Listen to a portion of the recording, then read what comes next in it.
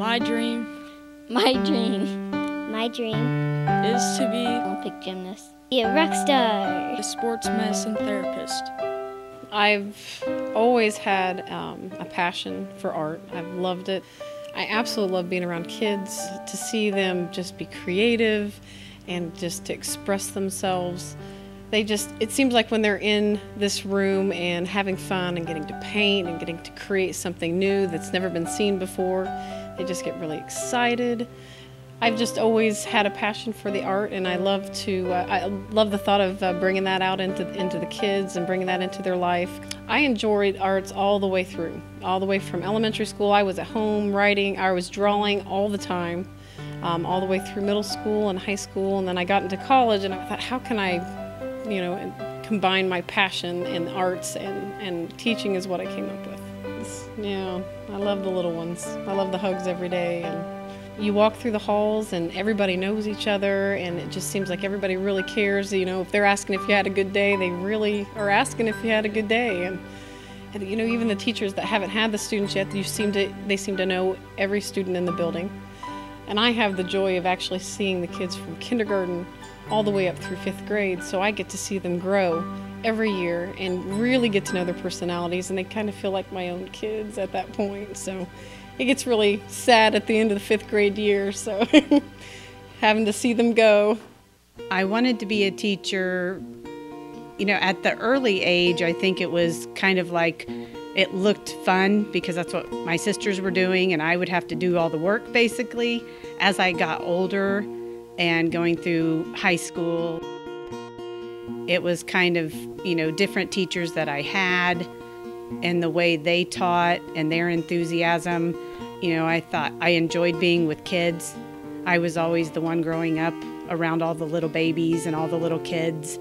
And I thought, that's something, I'm good with kids. I think I want to be able to teach them what I know for the future and what they need to know.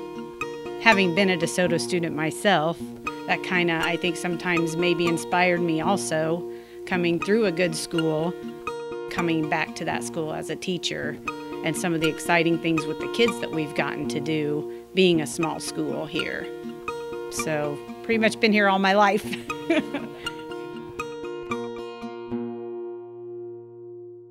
Started off as a music ed major, but once I started doing lessons with younger age kids, 1st grade, 2nd grade kids, I started leaning more towards going into elementary education. So it wasn't until actually I did my student teaching at Royerton in kindergarten that I knew that that's what I wanted to do for a long time, was teach kindergarten. Just the freedom involved, being able to still use my guitar, play music with them, teach them well, be a good role model, good male role model, just have fun with it. I think a lot of men are realizing that they could be powerful role models for young kids, and I think they do like being around kids and teaching kids and things like that. So I think we're finding it more and more males going into, especially early elementary education, just for those reasons, for being a positive role model. I grew up in a really little town in Kansas with a small school, a 2-section school. It was a lot like DeSoto, a very family-oriented school. The teachers generally went to school with your parents, or they taught your parents, so everybody knew each other really well. I think I knew in elementary school I wanted to be a teacher because I had some really great teachers. Miss Myers was my 5th grade teacher, and I just loved her. I think I really got into social studies that year. When I went on to high school, I babysat for the children of my high school counselor, and he later became the principal. And he kind of knew my situation at home. We kind of were going through some tough times in my family. And I told him that I thought when I got out of high school and out of college, I wanted to work with children who went through some tough times and to help them. He suggested I become an elementary counselor, and that was just kind of coming into popularity in the early 70s. So I thought that was a really good idea. But he also told me in Kansas you had to teach for 2 years before you could be a counselor. And so that's what I headed for. Well, I got married and things kind of got pushed back, but I did end up being an elementary teacher.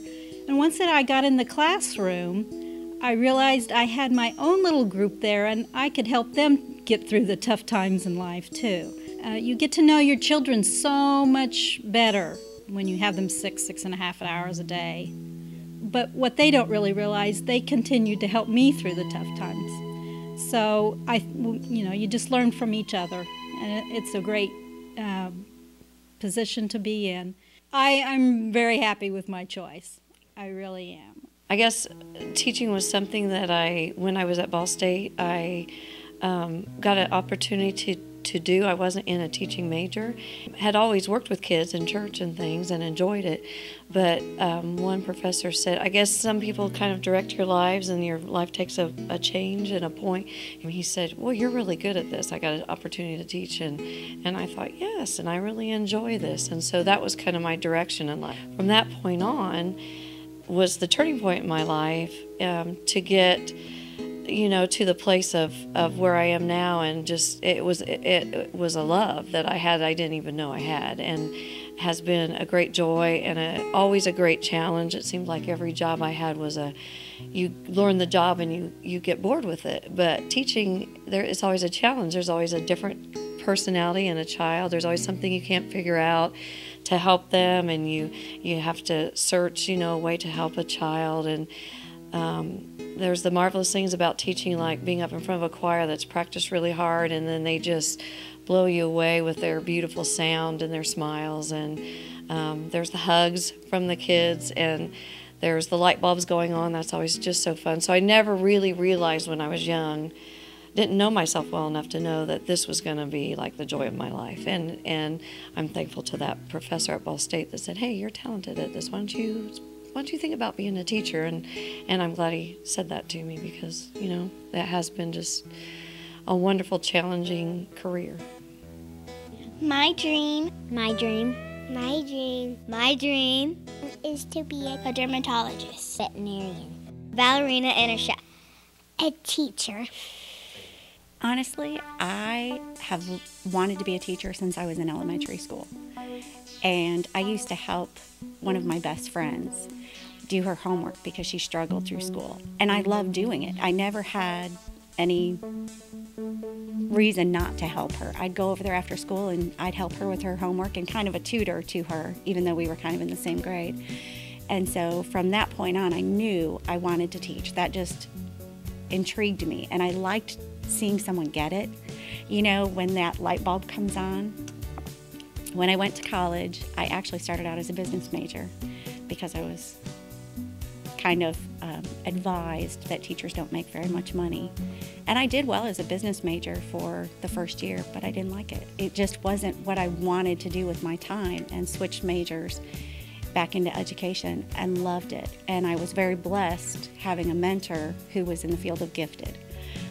And she really directed me to pursue that degree as well as my elementary degree, and I did. I did that immediately following my elementary license. I got my gifted license, and that has been the best thing that I've ever done, because I think there's a need for those kids to be serviced, and people don't always see that with the bright kids. I think with the bright kids, people think they're going to be okay, and so for me, it's almost a calling. I feel blessed to be able to work with the high ability students, because they do need a different education, and they do need to be challenged and to work up to their potential and to learn to work.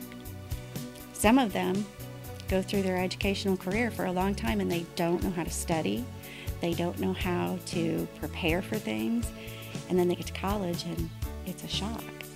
And so I feel it's my job to help them develop those skills and to get ready for real life, because they need to be productive members of society at some point.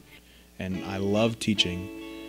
I love the relationship part with students, being able to work with a group of students and watch them progress from August through May. And I love working with their parents as well, and trying to